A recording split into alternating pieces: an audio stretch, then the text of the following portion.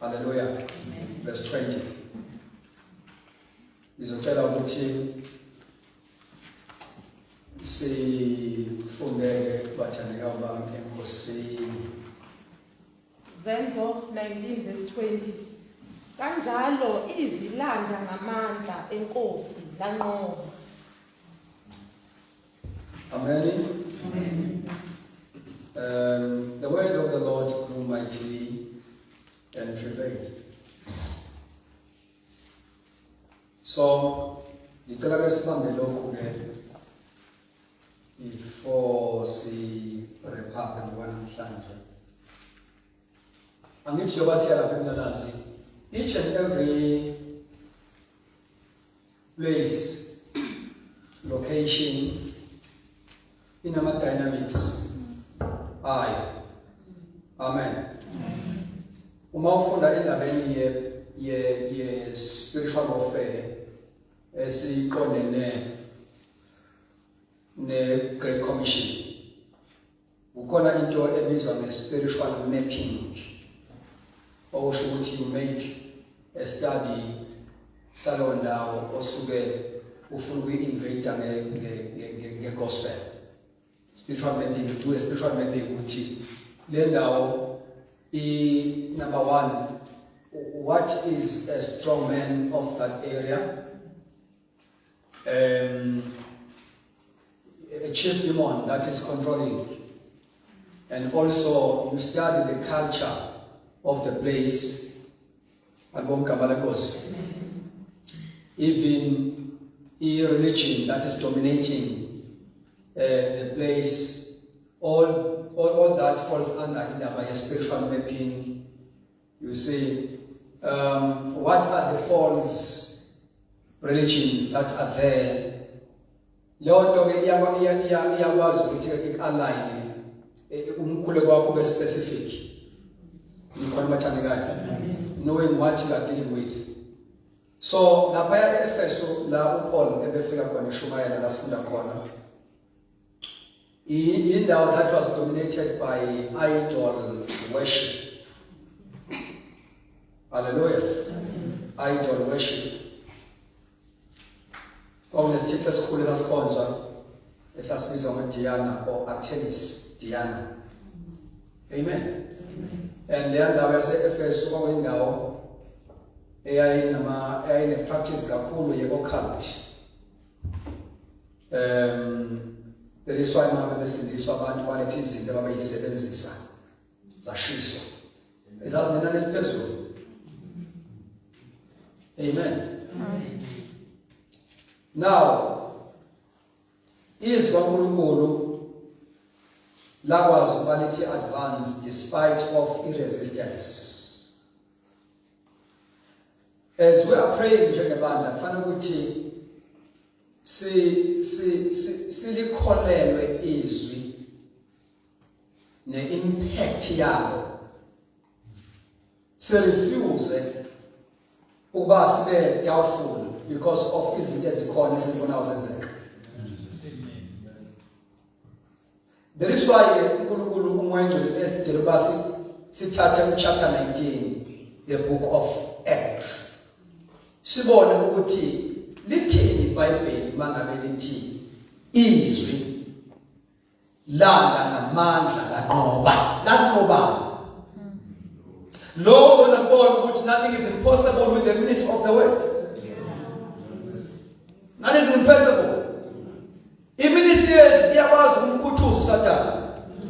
Iministry is iyakwazi pull down all false gods.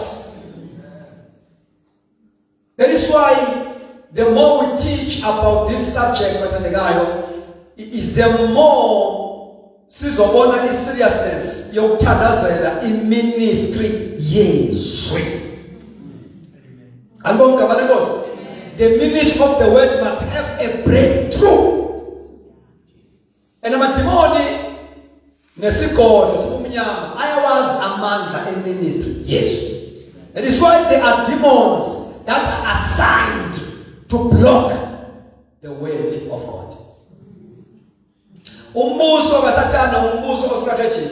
Akhona amadimoni aspecialize ngokusuffocate i-worship, specialize ngezinto nokukhoza ama-divisions in the church. Akhona amadimoni athunyelwa specifically to suffocate the ministry of the word. And ayikho into ebucayi njengeministry yesu. Ipulpit iyatargetwa umbuso kaSathane. That is why as intercessors we must know how important it is to pray for the ministry of the word. Ekitho nje abazali abadala abakhulu emoyeni akumele balale makushinayela. Amen. Ngoba iministry yethu yona ese-center. Umsebenzi kaNkulunkulu is only depend kwi-ministry yethu ukuthi uzoprogressa noma cha. Sikhulumile ukuthi the doctrine of the word of God shapes everything eyenziwa yibandla. Amen. Very important. Very important. Right. Ngicela sibambe lokho ke bathandekayo. Oh my God. Right. Kwena ufuna we highlighter. Kwena ufuna highlighter. Glory to Jesus. Glory to Jesus. Glory to Jesus. Where is this thing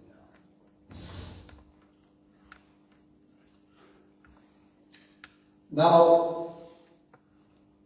I'm happy if abantu abane wedding yokuthandaza are taking notes. Amen. Now, word stroke Holy Spirit produces transformation.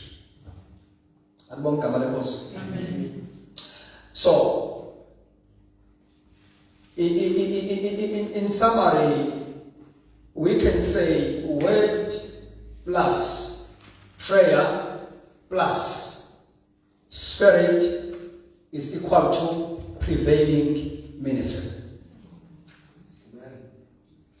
Word plus prayer plus Holy Spirit equals to prevailing ministry. Hallelujah. Amen. Now, when we preach, we give information, there will be no transformation. People can be informed about the truths of the gospel, but no information does not usher them into transformation. Yabona indaba ye-prayer yenza ukuthi noma bekuthiwa awunayo experience ekushumayeleni kodwa uyithole nawe usebenzisa uNkulunkulu to transform lives. Ufune iverse nje ncane ungenayo ne-theology but because you are full of power. Nikhona bathanda kakhulu full of power. Full of power. Glory to God. Full of power. It's very important ukuthi see understand the role yomthandazo ngoba la uma kuthiwa izwi landa ngamandla lanqoba kwelesithwa landa ngamandla enkosi ngiyayithanda lo ndawo landa ngamandla enkosi alizange landa ngamandla theology landa ngamandla enkosi. Amen. Now today we are looking at the role of prayer in effective word ministry. The role of prayer in effective word ministry. What is the role of prayer in ministry? Though chapter 19 in what Zenzo, prayer is not stated there. Are you very? You can well, when you read the whole book of Acts, Zobolo prayer is foundational. Prayer is foundational throughout the book of Acts. From chapter 1, Sizwa verse 14 wakho. Kuthiwa laba abawu-12 kanye nabesifazane bathandaza. Amen. chapter 2 kwehlamandla. Praise the Lord. Chapter 3 nge-hour lomthandazo. Kusukuma ishosha sahleze ethempelini. Chapter 4 verse 31. Mabekade ukukhuleka indawo ababekhuleka kuyona iyanyakaza. You can go on and on. Chapter 5 sithola ama-miracles. Ushiyele kwezwi ngendlela nama-miracles kulethwa abantu abagulayo kwi-local church yaseJerusalem. Bebe ngaphansi bekhona la ukuthi isithunzi abapostoli bazidlula abantu bazosika. As a result of prayer. Chapter 6 kuyathandazwa futhi lapho makhetha amadikoni. Angomgama lemosi. Go on and on. Chapter 7 babulala uStefan who was praying bavuleka izulu. Amen. Chapter 8 ba-invade Samaria oPeter ne-gospel message. Uphila abagulayo baleka amadimoni.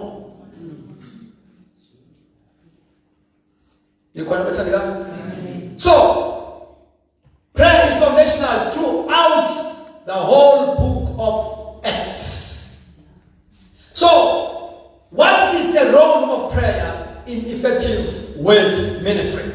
Number 1, prayer is a source of power. Prayer is a source of power. Now,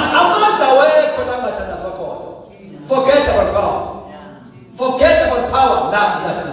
Prayer is a source.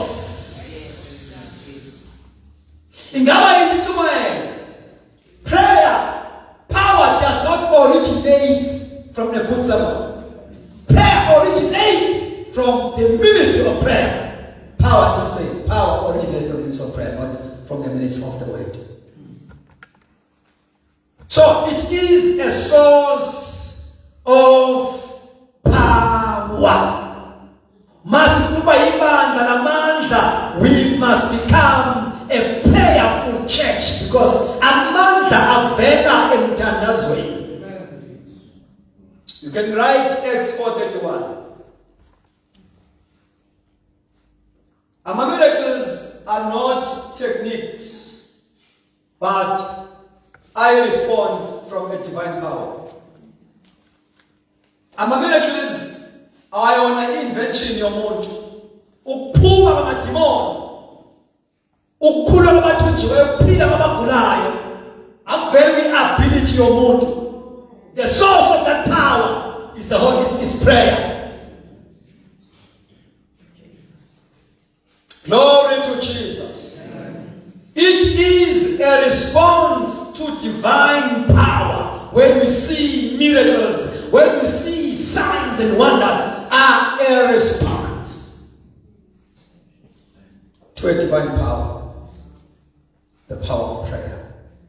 Glory to Jesus. So we're saying prayer is a source of power. No prayer, no power.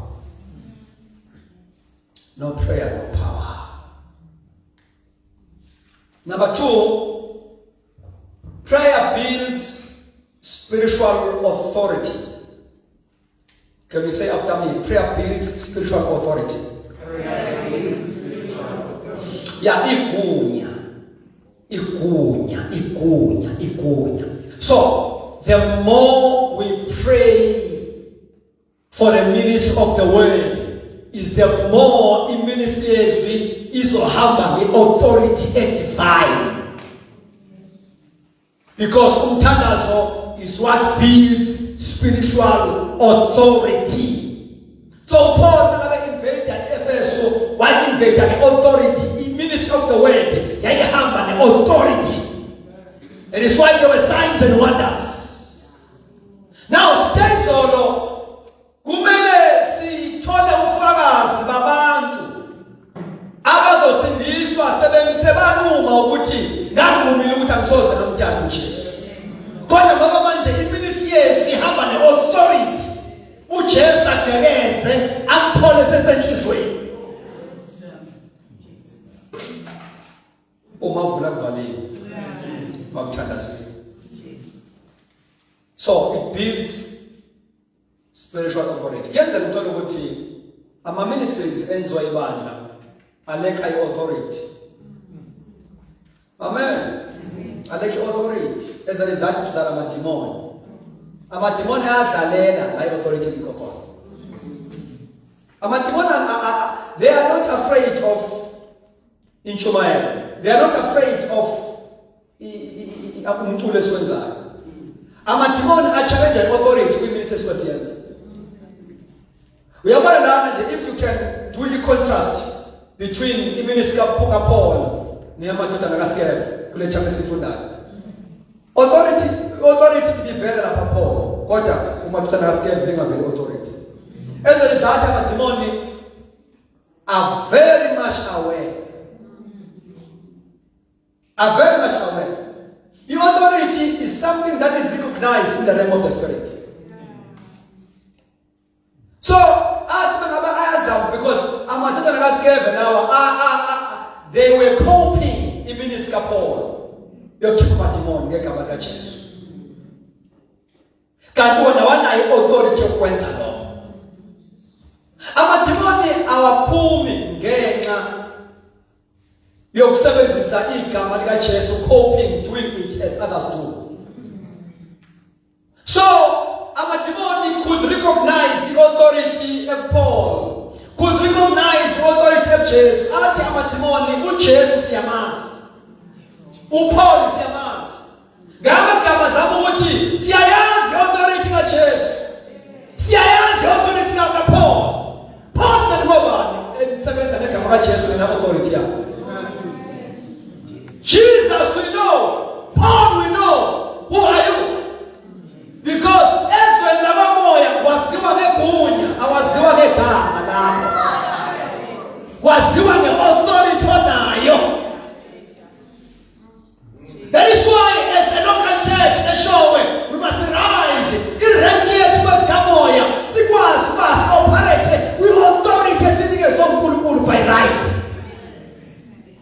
Angaba maningi amabandla athandazayo eShowe, kodwa izwe labamoya likhona bathandekayo akurecognize noma ngabe umkhuleko owenziwa noma ngabe ngobani.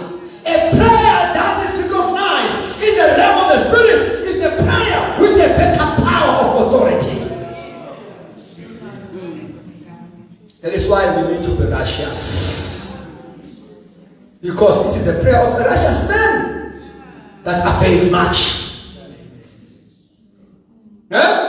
Irrighteousness strengthens the authority. God disono weakens the authority. Can I repeat myself?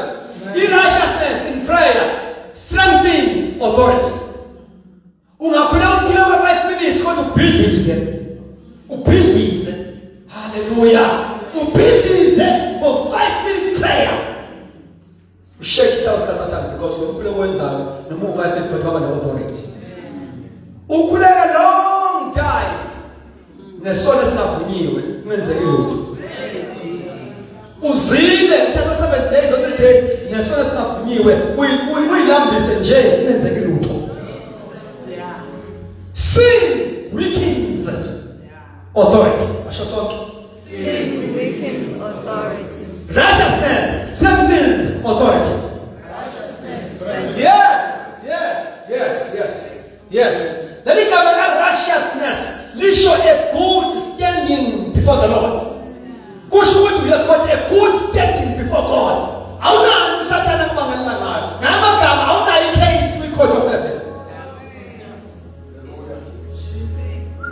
Emma Shalofi kuma dockets.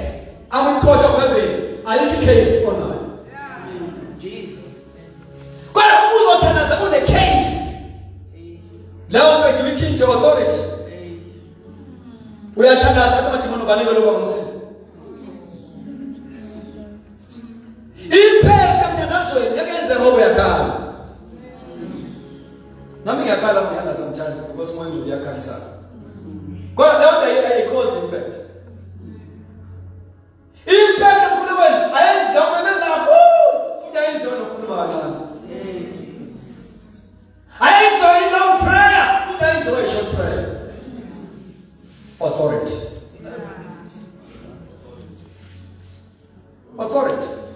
Authority. Authority. See, I'm saying what very important. Uthi umuntu la incane le revival ithathe serious. Uthi umuntu la incane le revival semela ithathe serious.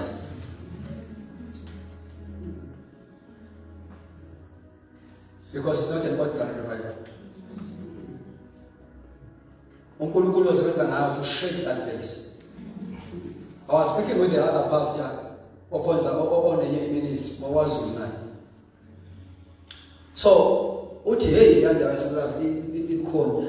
It's like babe bazama ukwenza something. I remember ukuthi nathi ngike lapho kuqondelekela malapha. Many years back. Years back and ngiyakhumbula ukuthi ngizasebenza. Ngafika futhi nami ngizoshumela endlini. But lo msebenzi zangume. Kodwa uNkulunkulu uthi isizini yiyo le. Uthi yiyo le isizini.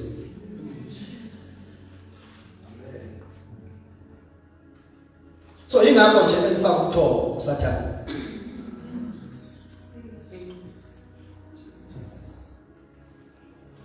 So that you will miss the season. I don't change my seat, okay. Besikhuluma kunemeeting lesinayo nabanye abefundisi. Sikhuluma ngendaba ye vision ka back to Kara, ka Africa back to God. Balibonga ngama kaJesu. Uthi ubaba uMahlaba le vision ka back to God. uNkulunkulu wayenikeze ubaba uBhengu yabakhiye. Amen. So ke siyakhuluma ke siyaxoxa ngayo. Bese uNkulunkulu engikhumbuza ngestatement esakhulunywa umfundisi uPaul. Baba uPaul bayamazi ubaba mdala obebhizi kakhulu ngendaba kaSunday school years back. Amen. So uma ekhuluma ngoDecember eThabanje. It was December, if I'm not mistaken. God is celebrated 18th and December or last year, I'm not sure. Uthi uma eseyithatha kahleke lapho yafika yamthusa khona yangenza lashawuva. Uthi i-vision ka Ketukara ka Africa back to God. It is God's vision. uNkulunkulu wayinika ubabubheki, but it is God's vision. Bese ngenxa lesizathu ukuthi it's not Bhengu's vision, it's God's vision that was given to Bhengu. Uthi ke uma nina ningayenzi bakhona bazoyenza. Ngoba kwakungeyona kaBhengu, kwakuNkulunkulu wayinikeza uBhengu. Uthi mangayenzi ngakhumbula amazwi abantu kaMordecai noEsther. Athi ungacabangi. Ukhona abantu abayithathile ngempela futhi. You see, one of the men okhuluma ngayo lapho prophet one of the men owayithatha le vision wagijima nayo washowa ngayo emhlabeni NJ Stone. uNkulunkulu ekunikeza entrust nge-assignment kuba lazy uyenza. Manje ukuthi uyadeep person. Manje ukuthi uyadeep person. Akona bazoyithatha bagijime nayo. God is not a respecter of men. So, in as much as who pray to God, Lord, essence of God, we do have, oh my God, we do have a special grace to Africa back to God.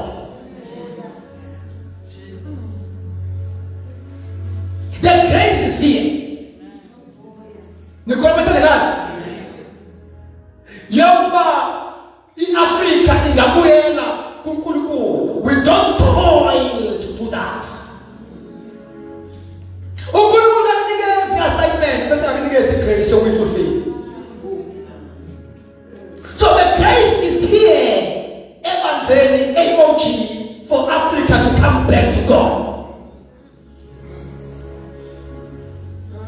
That is why once yes of God yavuka yaphatha indawo yayo. Siyabasifushana isikhathi eseside yokuba ivangeli siyenze imphethe ethi Africa back to God from Cape to Calvary. Siyabasifushana ngoba sihamba negrace.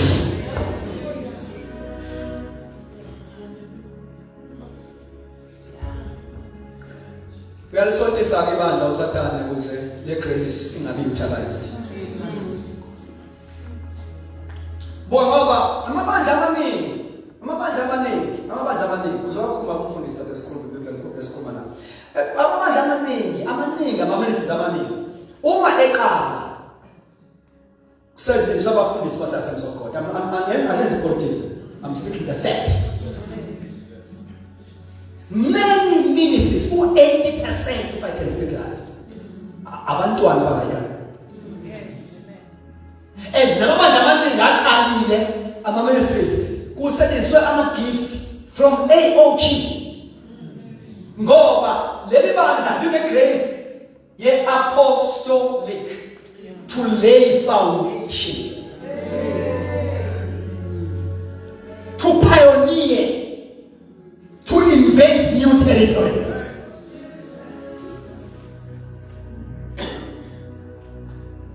Oba mahlaba bebeyonke indawo babogombe nabantu abaqala umsebenzi omusha ibona bebemenywa kakhulu baba umsiza everywhere. These ministries were not confined to the Assemblies of God. Sign yokuthi uNkulunkulu uma ngabe embiza bembizele umhlaba, not uSotis. That is why his first generation of preachers and also the second generation, these giants were not confined to ministry house of the AOG. Basebenza umhlaba wonke. Nikhona bathanda to prove ukuthi grace ikhona. Abonke abalekos. Grace ikhona. Now, Africa back to God is a vision originates from God and given to Babu Bego. Agonia, why Nico? Nicola was no? Why Nico?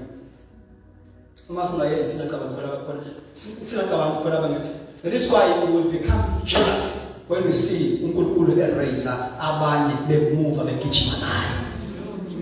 Bethu mhlawumbe we will become jealous. Yawanje kwasiyoshumayela endalazi. Iyona nto ke i-Assemblies of God ebizelwe. Ngicela ukutshela, ngeke bakutshela abantu tshela kimi.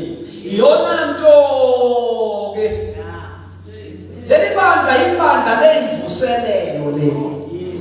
Leli bandla ibandla le-soul winning le. Iyona nto ke engizonde funa fashion nokutha out ngonyaka ama-revivals.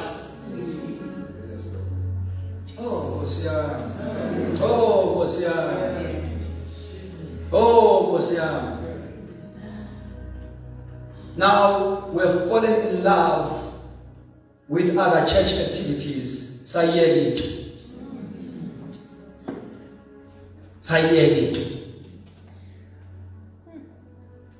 We have to uzibona ukuthi into siyekile.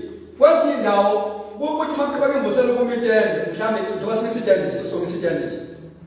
Uma uthola ukuthi kulo weekend kule kota ekhona bese kuthola mhlambe ukuthi i-attendance ayiveli kahle.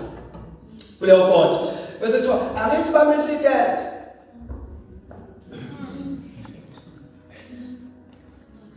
Simesidende ikona ikhona noma yikho simesidende.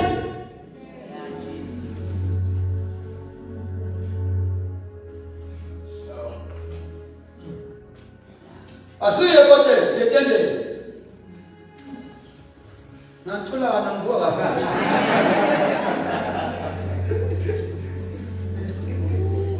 Asibizolanga makoda abathande kaba.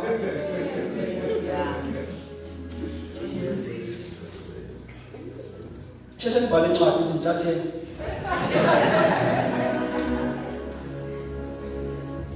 Kodwa ngishiya ukukhuluma iqiniso. Babe ngabonanga amakota namamandla. those monthlies and quarterly meetings are supporting system. They support indaba yokuhamba kwevangeli. Akuyona focus yethu. These are supporting structures, supporting who back to God. Man, you should focus on that. Kuma supporting systems. Saya kusebenza. Nikhona bazalwane? Amen. Saya kusebenza. So it's a season of revival. May is a season of revival.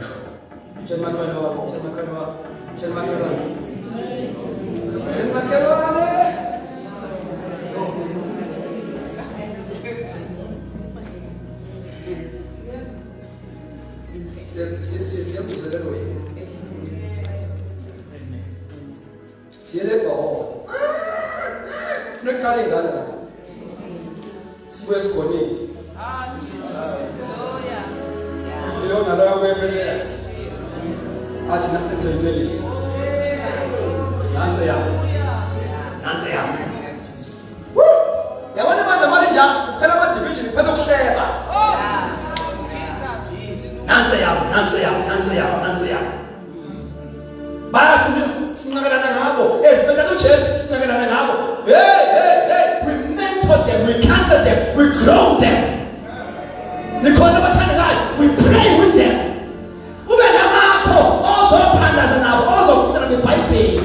Bakhulisa uthi uphela unyaka uyikhombe yakhe nanze yami ngayiphathelana ujabula mangabe khona isiparticipate ayibandeni uthi ngafika kahle. It is your responsibility to do that. Njengekhona kudala ikhona bathandekayo. Yeah. Now, this is why I need to pray for the release of the word, because it's where the body is alcohol. And it's where the jacket katakani equal. Praise God. Amen. Number 3, prayer prepares hearts for transformation. Prayer prepares hearts for, say it one more time.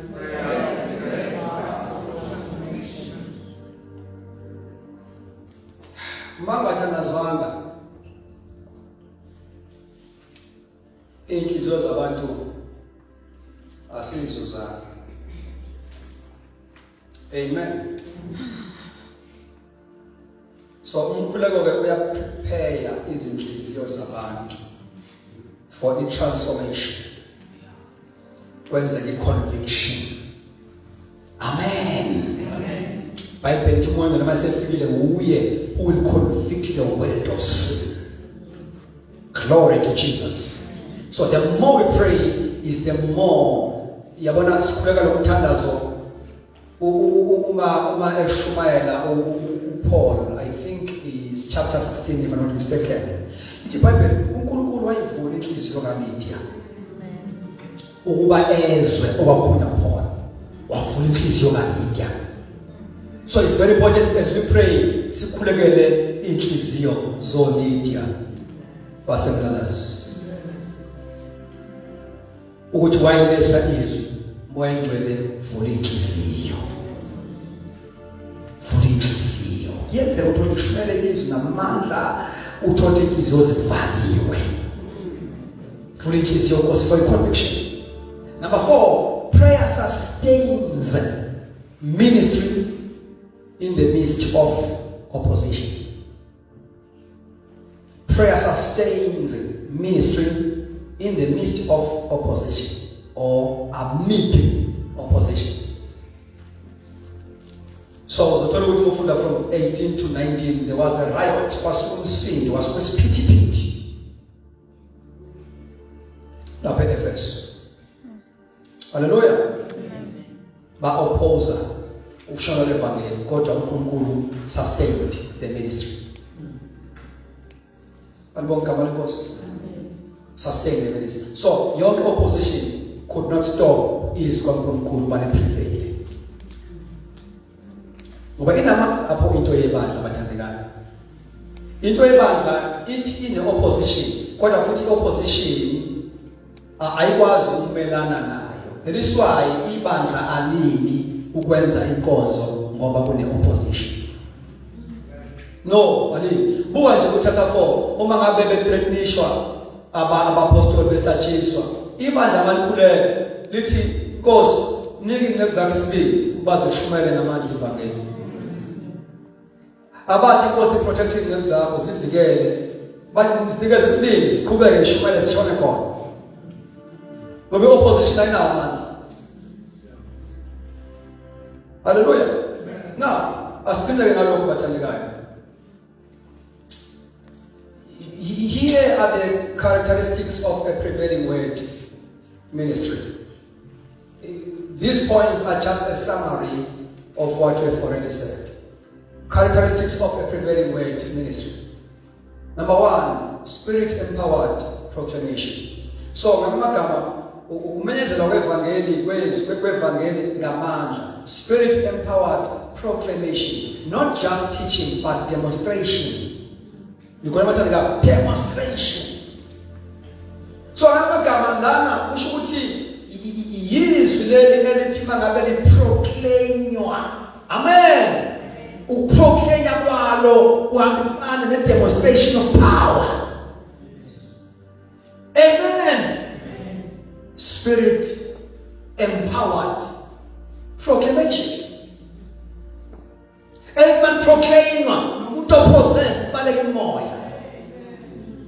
Elman proclaima nomuntu ogulayo aphile kusinayena. Elman proclaima lishintshe atmosphere. Kuyezwakala bathandekayo. Yes, uNkulunkulu abesendlini kusinayena limenze uNkulunkulu abesendlini. Elmashela sibone ngiyasibulo kaNkulunkulu isendlini. Mayikhuluma uNkulunkulu asimkhonzayo iyabanika imali. Liyaduma izulu. Uthi John izwi lakhe lalinjengenhlobo yamanzi amaningi. Glory to Jesus. Nesihlalo sakhe sasishawuza imali. Kwakunemali esihlalweni sakhe. Amazwi awakhiphayo enjengenhlobo yamanzi amaningi. When he speaks in power, there is something visible, ever manifested. So we need that gospel. Number 2, authentic spiritual authority, or true spiritual authority, genuine spiritual authority, which is rooted in the intimacy of God. You see, it's not just an imitation or in performance. God, let the woman eyenza ukuthi tengenza ibe ne-authority ivela kwi-intimacy enawo noNkulunkulu. It is so authentic. This authority comes as a result. Namagama, it flows from intimacy.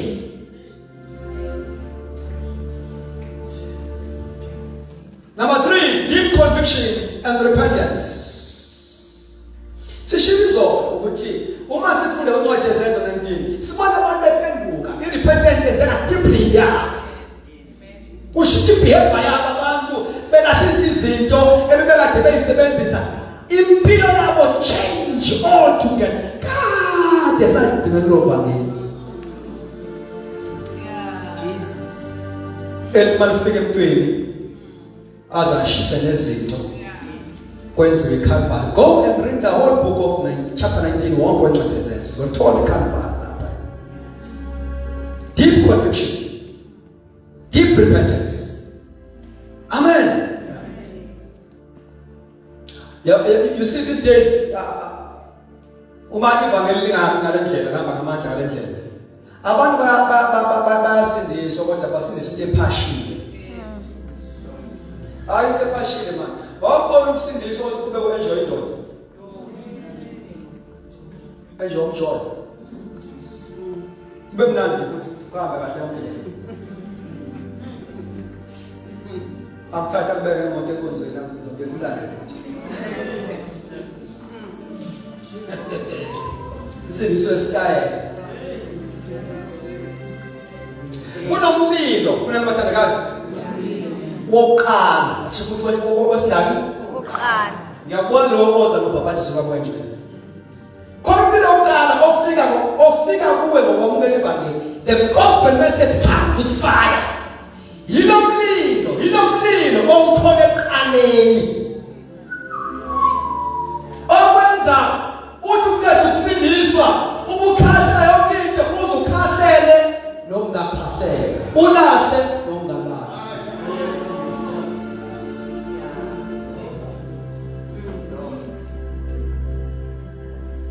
Wonke umuntu osindisiwe lahle nento engalahle ngenxa yomlilo. Yonke into vele beyisoka. Yonke into vele beyisoka. So ivangeli linjani? Manje angithi kubuka lapha kwi-tabernacle. There were 3 dimensions. Khona outer court. Outer court. Uma ungena khona egate yakhona, into yokuqala oyitholayo, uthola i-altar of sacrifice. Altar of sacrifice emele uJesu ebethele esibambanweni. Amen. Kunomlilo ke ilwana babeshisa ngazo lapha. Alibonga balokusi. Amen. Mawudlula lapho kancane before ungena kwi-holy place. Uma udlula kwi-altar of sacrifice, udlula emfekezeni wamanzi. Osho ukuthi after ubuye emnqamlezweni, uthatha uJesu, ungena kwi-salvation ebizwa nge-certification. That bowl vessel eyifaka amanzi kuthiwa yiso transparent just way that wawuwazi ukuthi mawuzo ngoba abaphristi babegeza izandla nenyawo, both izandla nenyawo, so wawuwazi ukuzibona yakho into glass, wawuwazi you can see yourself. So imele salvation emhlanganeni lithi uma ngabe ulizwa izwi ungalenzi ufana ukuyibuka esibukweni bese maqede akhohle ukuthi kanjani. So izwi limira liyakwazi ukubonisa ukungcola kwakho, then you have to wash yourself. So babegeza izandla nenyawo, and mabekazi ukuthi why babegeza izinyawo because abaphristi babefaka ama-sandals ophaka ngolanguage namhlanje ama-sandals. So uphaka isicelo ukuthi usifakele sithathe idust sifake onyaweni. You see, okusho noma usindisiwe kwi-altar of sacrifice, kodwa as you walk kukhona idust obaluyithatha. So ingakufanele ugeze uye emthengezini wamanzi mhlawumbe. Bonke abanalelo themba bayazihlambulula. Always ngoba you see inyawo lezi shikambo, ikambo lethe emhlabeni ihamba ingena idust. So kumele ugeze uhlamba. Ugeze uhlamba. Then ungena we-holy place. Kukhona is-days 3, kukhona itafula lesikwa sokubuka. A table of showbread. Bese bakhona itafula, izinti zezibane. Left and on the right. Kuna ngapha on right kukhona a table of showbread, on the left kukhona izinti zezibane. So a table of showbread limele the ministry of the word of God. And also here izinti zezibane zimele the Holy Spirit. Lapha phambili before phansi iveli ezokufaka kwi-Hall of Holies. Lapha phambili before phansi iveli kukhona isitsha sempepho, an altar of incense. Smell prayer. Okusho ukuthi usindisiwe mawungena kwi-altar court, mina ngiyisanga ongena ngayo uyasindiswa. Mawusindisiwe, you live a life that is set apart of God, you sanctify yourself daily. And then kufanele ukuthi lapho kwi-Hall of Holies uphile impilo yokukhonza. Impilo yakho ke must be fueled ngezwi, ngomoya ingcwele, ngomthandazo. Yizwi, umoya ingcwele, umthandazo. It sustains your spiritual life. So uma ngabe ibandla litwele izwi, litwele umthandazo, litwele umoya ingcwele, liyakwazi ukubhobokela kwi-Hall of Holies mankonzo. Ngalo kwi-Hall of Holies, there is only one thing, isihlalo, and the glory of God. Cherubim and seraphim. In the power that I have, the Hall of Holies, the glory of God. So all these levels, these dimensions are very important in your spiritual life. Amen. Deep conviction and repentance. Number 4, cultural penetration or cultural impact. The ministry of the word had to impact the economy as FS, belief, and systems are called, and practices are called. Cultural impact. The last one, we see the multiplication and growth. Multiplication and growth is that spread across Asia Minor. Wasiliswa abantu abaningi. Alibonga igama lenkosi. So, sesivala abathandekayo. uNkulunkulu akawutshale umoya kithi. Ukuthandaza singaphezulu. uNkulunkulu akabuyise imizwa ye-Great Commission. Singabe nje phela uba imanje lisontayo. Sizozenza zonke ifanele abayifunayo, kodwa singabe likusonto. Amen. Obana bathi siyabuza ukuthi thina wemfundisi. Sizozenza ifanele abayifunayo, kodwa singabe kusonto. Sonto sokuhambela kusonto. Sifuna ukukhonza uNkulunkulu ngathi uJesu uyabuya kusasa. uNkulunkulu nje akasiza alayite ama-teenagers ngomlilo kaMoya Ngcwele, alayite i-youth. Nikhona abathandekayo? Yes, alayite omakoti, alayite obaba abancane, alayite omama nobaba. Kodwa lento kwi-youth because ibandla eline-youth egcwele umlilo kaMoya Ngcwele, lelo bandla liphila kwi-revival. Always. Abantu abasha abagcwele umlilo benza ama-open airs, benza ama-revivals angahleliwe, angekhe ode, bawenziswa umlilo. Ibandla eline-youth egcwele umlilo kwenziwa imithandazo angekhe organize, informal, umnyaka wesonto uvalwa. Oh my God, nikhona abathandekayo. We must pray for a youth that is in flames of fire. Singabi ne-youth egodolayo, sibe ne-youth egcwele umlilo kaMoya Ngcwele, i-youth ethandazayo, i-youth eshumayela ey'koleni, i-youth ebisiyithiwe. I-youth every Sunday iza nemiphefumulo emisha. Iya-invite i-youth egiyathi ngoNkulunkulu. Now, ibandla-ke alifi manje youth enjalo. Okay, sibe singawusithandaza. Jesus. Oh my God.